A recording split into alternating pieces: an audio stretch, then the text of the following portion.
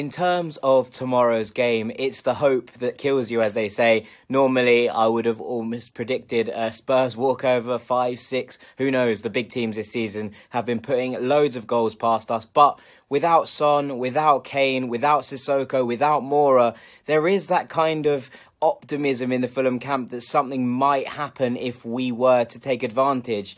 Unfortunately, I just don't see this Fulham side being able to break down that back line. And also with the likes of Eriksen and Ali and Lamela still within that side, I can't see us keeping you out either. I'm going to go 3-1 Tottenham. Obviously, compared to this time last year, it's not exactly the greatest moment to be a Fulham fan. You know, there's a lot of division in the camp at the moment over who's to blame for the mess that we find ourselves in. 100 million spent in the transfer window in the summer. Some of those signings haven't come off. You'd argue that Mawson and Mitrovic, which about 50 million of it have both been successful signings, but Anguissa has not repaid the fee that we paid for him, mostly due to injury. I think that there is somewhere to be unlocked in there.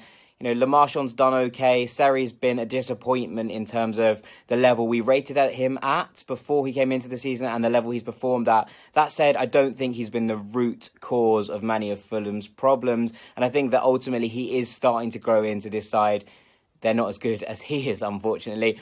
Ultimately, it's a strange time to be a Fulham fan. I think a lot of people feel that relegation is imminent, is unavoidable. And so the mood in the camp is pretty low.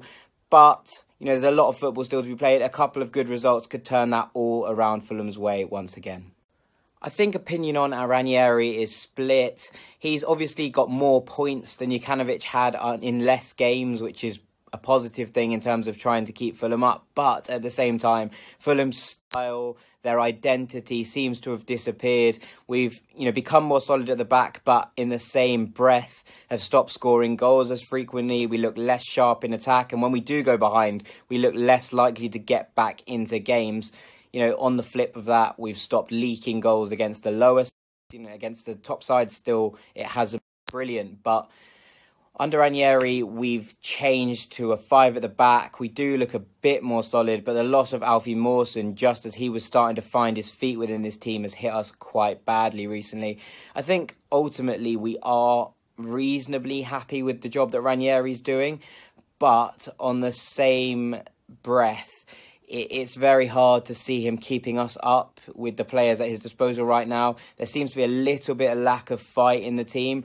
And if we were to return to the Championship, I don't think many Fulham fans would want to see this kind of defensive, counter-attacking style that Ranieri's brought. So if he can keep us up, then I think that he will stay on. But if we do go down, I think that will be the end of Ranieri's tenure at Fulham.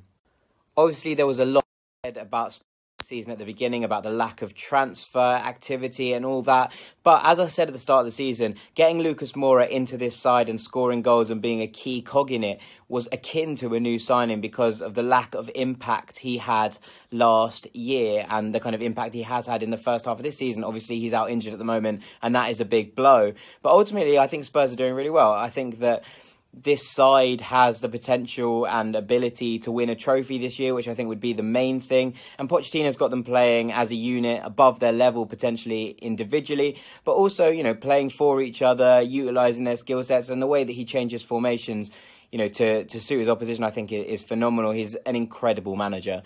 And ultimately, I think you're very lucky to have him, not in terms of stature or anything, but just in terms of having such a manager at the helm, potentially the most wanted manager in the world right now.